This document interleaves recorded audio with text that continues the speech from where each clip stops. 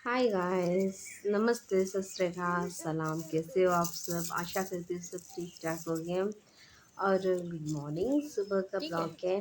टमाटर भी दे और दी थी सुबह ना सुबह मैं अपने लस्सी की नाली गार्डन में आई हूँ। पिया हालांकि इस बार कुछ भी नहीं लगाया है लस्सी यहाँ पिया पर। तो बस टमाटो लगाए थे और बापा दो तीन ऐसी कह सब्जियां लगाए कौन थे, चिन्ह के बट हुआ नहीं। कीड़े खा गए सब कौन हूँ कुछ। और जो बचा कुछ था बंदर खा गई। मत पट्टे करे और पैसा यहाँ पर टमाटो जितना हुआ है, टमाटर भी इतना कुछ खास नहीं हुआ है। जो हुआ है। और छोटे छोटे जो भी टमाटो है सब निकाल रही थी। हुए थे टमाटो, मगर जिस तरह से होना चाहिए था ना, उस तरह से नहीं हुआ है टमाटर। तो जितना हुआ है उतना काफ़ी है। चलो, जितना तो हुआ कम से कम। अगर पूरा नहीं होता तो मन बड़ा ही उदास हो जाता कि इतना मेहनत करके लगाए और कुछ भी नहीं हुआ। फिर बहुत तकलीफ होता। और यहाँ पे सब टमाटो में आकर ले रही थी। अभी तो फ़िलहाल में तो नाया वगैरह कुछ नहीं है घर में। उठे हैं और बच्चों को चाय पानी दी हूँ। और छुट्टी का टाइम का ब्लॉग है। ऐसे बहुत दिन हो गया कि मैं वीडियो नहीं छोड़ रही थी। कुछ मन अच्छा नहीं लगता है, कुछ हो जाता है कभी कभी। और अब आज से मैं डेली छोड़ने का कोशिश करूँगी। और यहाँ पर जो प्याज हमने लगाए थे हमारे गार्डन में ना, तो वो प्याज की जो छोटी डाल कर रखते हैं, तो उसे मेरी सास कर रही थी। इसे छोटी डाल के रखेगा तो ये बहुत सालों तक रहता है। और ये अगर ऐसे रख देंगे ना तो ख़राब हो जाते हैं वो, एकदम सा पसीना पसीना होकर अंदर चिकड़ चिकड़ होकर ख़राब हो जाता है। तो इस तरह से कर कर इसे रस्सी में बांध दिया जाएगा और इसे रख देंगे तो ये सालों तक रहेंगे। हालांकि उतना साल हमारा साल या महीना भी नहीं रहा, क्योंकि यहाँ पर ना ऐसे होता है कि मेहमान वगैरह को देना या अड़ोसी पड़ोसी को देना। ऐसा नहीं कि, क्योंकि यहाँ पर वो ऐसा है कि लेन देन बहुत है रिश्तेदारों में हमारा, कि हाँ भाई हमने आपको दिया, आपने हमको दिया, ऐसा होता है। अगर उन उन उन्होंने किस सब्जियां अगर उन्होंने लगाएंगे हमारे रिश्तेदार, तो वो भी हमें दे के बेचते हैं, तो हम भी दे के बेचते हैं। तो इस तरह से होता है। अगर किसी को ना दो ना, वो सालों तक चलेगा, मगर ऐसा नहीं होता है। रिश्ता देखना पड़ता है, यहाँ पर बहुत मायने रहता है। उड़ीसा में सबसे इम्पोर्टेंट रिश्ता होता है। चाहे जितना भी ये हो, रिश्ता बहुत मेन होता है यहाँ पर। और बच्चे खेल रहे हैं। जब भी अगर कैमरा ऑन होता है ना, तो मेरा जो छोटा लड़का है तो उसका फनी फनी फेस चालू हो जाता है। तो वो मस्ती कर रहा था, उसका दादी के पास बैठ के उसका दादी को बता रहा था, पूछ रहा था।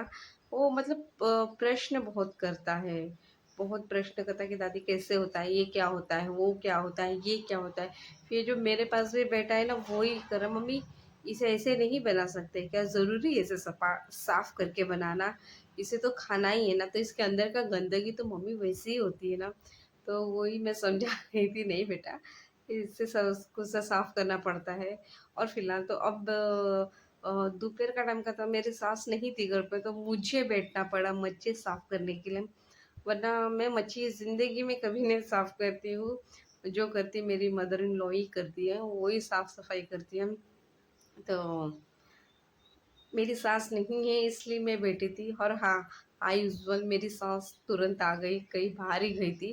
तो ये क्या ना, नदी का मच्छी होता है ना, तो इसे ना तुरंत तुरंत तुरंत धोकर तुरंत बनाना पड़ता है, तो उसका टेस्ट बरकरार रहता है। वरना इसका टेस्ट बहुत खराब हो जाता है अगर इसे रख दिया जाएगा तो। जिंदा मच्छी था ये सब।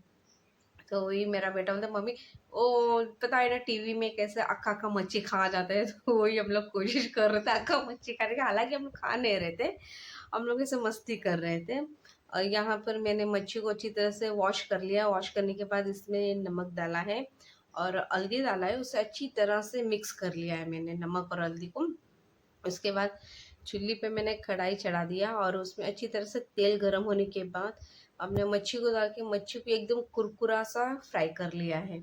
और मसाला नॉर्मल मसाला, मतलब गांव का टाइप प्योर देसी स्टाइल में बन रहा है। तो देसी स्टाइल का मसाला क्या है यहाँ पर, अदरक, लहसुन, ड्राई और प्याज।